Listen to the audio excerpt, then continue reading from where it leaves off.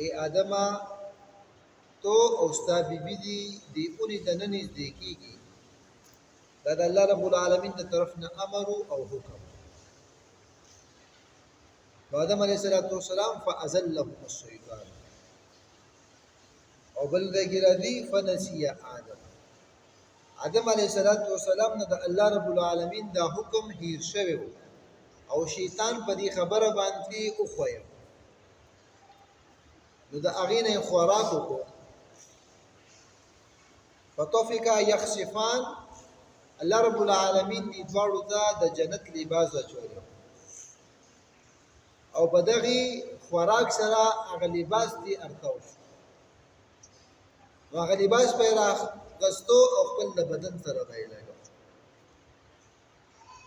الله رب العالمین په سوره بقره کې طرف ته اشاره کړې ده چې آدم ته استاد بیبي دي دنیا ته کوشي زما د طرف نه پتا سو باندې هدایت راځي وਹੀ برا دي چې داغي تابعداري وکړه دا به کامیاب شي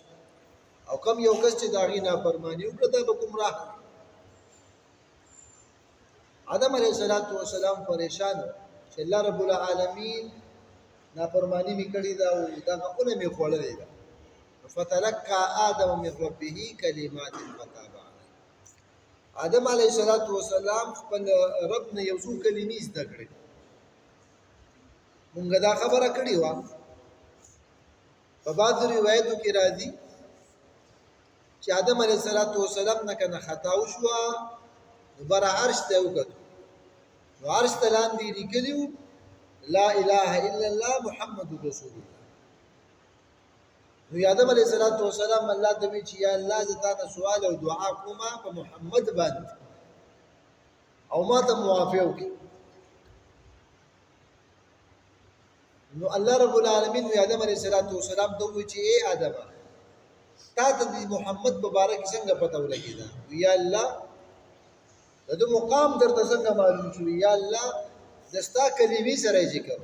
کلمه توحید لا اله الا الله سره د دې تذکره وا په دې وجه ما وی چې اما د محمد سره موافق وکړه داغه په صدقې سره نن سبب کله کوئی بجاه النبی د نبی علیہ السلام په جاه سره داغه په عظمت سره داغه په صدقې سره دا روایت د قران کریم دا روایت وایي د قران کریم او د نصوص خلاف او دویمه خبره ده د عرش تلاندې کلمه لیکتا لا اله الا الله محمد رسول الله دی او هغه صحیح روایت کې راځي سنن روایت ده نبی علیہ السلام فرمایي الله رب العالمین فرمایي چې دا الله رب العالمین د عرش تلاندې سدي ان رحمتي سبقت على عذبي یقینا رحمت زما په عذاب باندې دا روان دي مخکې دي یعنی دا الله رحمت ډیر دی دا الله د عذاب دا الله د عرش تلاندې دا جمله لیکله لا اله الا الله محمد رسول الله دا کلمه ده نو بیا وی محمد نو پیدا ما باندې پیدا کړی دا دنیا لولاک لما خلقت افلاک دا د قران د ظاهري نصوص ټول خلاف الله قران کې وی وما خلقت الجن والانس الا ليعبدون دا دنیا دا ما انسانانو پیریان چې د خپل عبادت لپاره پیدا کړی دي وی دا دنیا د چا د مخه آباد ده بالکل خطا ولا خبره د محمد رسول الله صلی الله علیه وسلم آدم علیه السلام فتلقى آدم من ربه كلمات فتاب عليه آدم علیه السلام یو څو کلمې ستړي الله به مهرباني وکړه انه هو التواب الرحيم او كلمات دي القرآن يفسر بعضها بعضا قرآن بعضی د بعضی تفسیر کوي بعضی د بعضی وضاحت کوي دلته کې الله وي بل ځای کې الله وي ربنا ظلمنا انفسنا وان لم تغفر لنا وترحمنا لنكونن من الخاسرين هغه کلمات دانو چې الله ما د محمد رسول الله صلی الله علیه و آله وسلم کو صدقې سره بخنه ماته وکړه دا کلمات نو بلکې هغه کلمات ربنا ظلمنا انفسنا فتلقى آدم من ربه كلمات دا خبره دا خطا ده اگر چې محمد رسول الله صلی الله علیه و آله وسلم د الله په مخلوقاتو کې ټول نه غوره مخلوق دی بهترینه مخلوق دی افضل مخلوق دی داغه نه مقام او په مرتبه او په رتبه سره بل څه اوچت نشته. آدم علیه السلام مبرت کو. په دې کې یو نقطه ده چې کله هم یو انسان نه غلطي وشي، انسان د نسیان نه دی. وما سمي الانسان الا لنسيانه، انسان د نسیان نه دی هیره تکي چې هیره درنوښنه الله رب العالمین په نسی آدم علیه السلام نه هیره وشوه او هغه نه یو خوړه بیا الله رب العالمین ته رجوع کړه. موت علی هم بکار دی چې خپل د بابا په شان دي کارو کو، خپل د پلار په شان دي کارو کو. آدم علیه السلام هغه نه خطا وشله معافي وغوښته. ما تعالی هم بکار دی په ژوند کې رانه د الله کو تایي وشي، مزرانه قضا شي، یا دغه رنګ نور د الله په احکاماتو کې یو خبره زموږ تاسو نه پاتې شي. پکار دا چې موږ د خپل نیکه په شان دي د آدم علیه السلام په شان د خپل رب نه معافي وغواړو، استغفار او بخښنه د خپل رب وغواړو، نه که د شیطان په شان دي چې غلطي دي وشله او بیا په هغې باندې غابره شو. آدم علیه السلام دنیا ته راکوشو،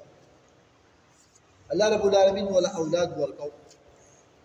وخت په وخت باندې دا اولاد ډېرېدو. حدیث کې راځي نبی علیه السلام فرمایي، تاریخ په کتابونو هم دا خبره لیکلې ده چې لس پیړۍ دا مسلمانان وي اسلام باندې، لس پیړۍ. نو لس پیړونه یا خو مراد کچرتا دا واخلي، بعضې مفسرین وایي مورخین وایي چې 100 کال بیا 1000 کال راځي، بعضې وایي چې 200 کاله نو بیا دا 2000 کاله راځي. او کچرته د یوې زماني خلک تی واخلي نو هغه وخت کې د زماني خلکو عمرونه سی وو. د آدم علیه السلام 1000 کاله عمر، دا 900 کاله نوح علیه السلام دعوت کړی دی. نو د هغه وخت کې د خلکو عمرونه سی وو، نو کچرته په دغه اعتبار سره 1000 کاله واخلي نو دا 10 پیړۍ تقریبا 10000 کاله راځي بنا بر اختلاف. نو دا ټول مسلمانان دي، ټول د الله تابعدار، ټول د الله خبرې مني، حکمونه د الله رب العالمین. په دې کې یو کس داسې نو راغله خبره تر دې پورې چې وتلو علیهم نبأ ابني آدم. د آدم علیه السلام د هغې 2 بچو مبارک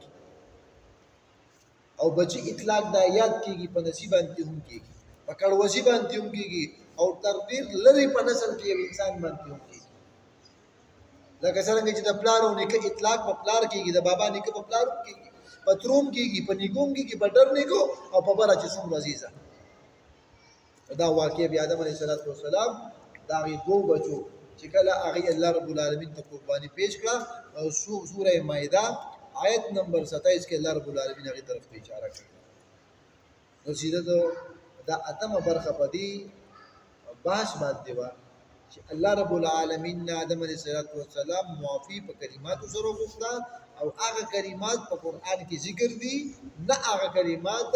چې بعضې ضعیف روایتو کې راغلي دي. موږ تاسو ته پکار دي چې خپل رب ته عاجزي وکړو، رجوع ورته وکړو، خپل د ګناهونو معافي ترې وغواړو. الله رب العالمین بخښنه کوونکی رحم کوونکی دی. الله دې زموږ ټول ګناهونه